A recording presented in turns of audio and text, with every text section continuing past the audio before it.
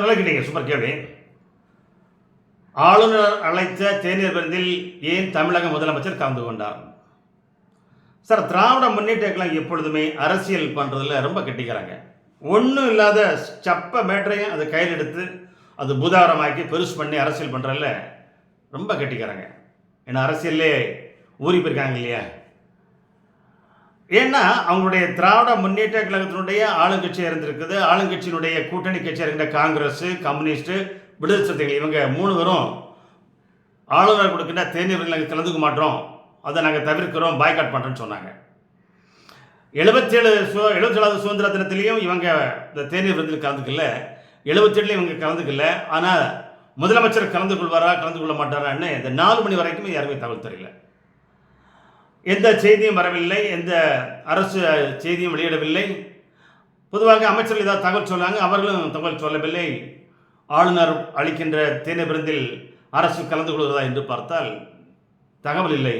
திடீர்னு பார்த்தா ஒரு 4:30 மணிக்கு பார்த்தீங்கன்னா முதலமைச்சர் ஆளுநர் மாளிகைக்கு தேநீர் விருந்துக்கு செல்கிறார்.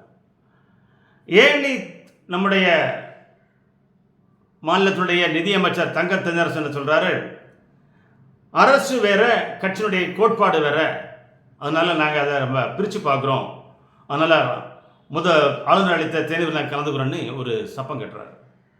நம்ம என்ன சொல்கிறோம், சார் இதுக்கு முன்னாடி கலைஞருடைய 100ஆண்டு விழாவில் கலைஞர் ஒரு சிலை வச்சாங்க. அந்த சிலை திறப்பு விழாவுக்கு நம்முடைய ஜனாதிபதியை இவங்க அழைத்திருந்தாங்க. ஜனாதிபதியும் வரேன்னு சொல்லியிருந்தாங்க. கடைசி நேரத்தில் நம்முடைய ஜனாதிபதி அவர்கள் அந்த கலைஞருடைய சிலை திறப்பு விழாவில் கலந்து கொள்ள இயலவில்லை. ஏதோ ஒரு காரணத்தில் அவங்க வர முடியல. அதே மாதிரி இப்பொழுதும் நடந்து விடுமோ என்ற ஒரு பயம், ஒரு தயக்கம், ஒரு பதட்டம் முதலமைச்சருக்கு இருந்திருக்குது.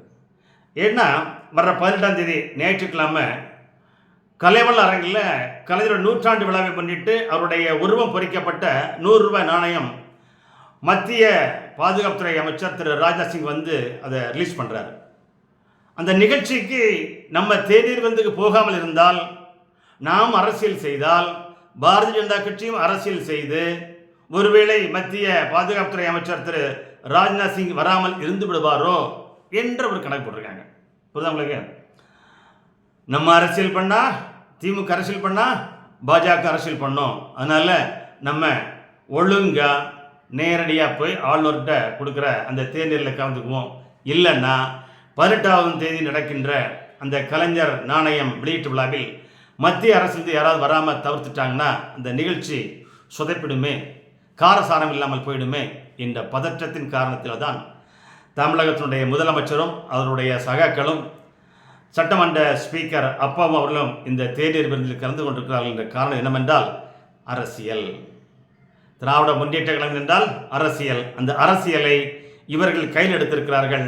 பாரதிய ஜனதா கட்சியும் கையில் எடுத்து விடுமோ என்ற பயத்தில் உடனே ஆளுநர் அழைத்த தேநீர் விருந்தில் கலந்து கொண்டிருக்கிறார்கள். காரணம், கலைஞருடைய அந்த 100ஆண்டு விழாவில் அந்த 100 ரூபாய் நாணயத்தை வெளியிடுகின்ற விழாவில் ஒருவேளை நாம் அரசியல் செய்தால் அவர்களும் அரசியல் செய்து விடுவார்கள். மத்திய பாதுகாப்புத்துறை அமைச்சர் திரு ராஜ்நாத் சிங் வராமல் தவிர்த்து விட்டால் சொதப்பிடுமோ என்ற பயத்தில் காரணத்தில் தான் தமிழக முதலமைச்சர் ஆளுநர் அழைத்த தேநீர் விருந்தில் கலந்து கொண்டிருக்கிறார். இது ஒரு அப்பட்டமான பச்சுவந்தித்தனமான அரசியல் என்பதை இந்த மக்கள் புரிந்து கொள்ள வேண்டும். பொதுமக்களாகிய நாம் தான் இந்த திராவிட முன்னேற்றங்களுடைய அரசியலை புரிந்து கொண்டு அவர்களுக்கு சரியான நேரத்தில் சரியான ஒரு அடியை கொடுக்க வேண்டும்.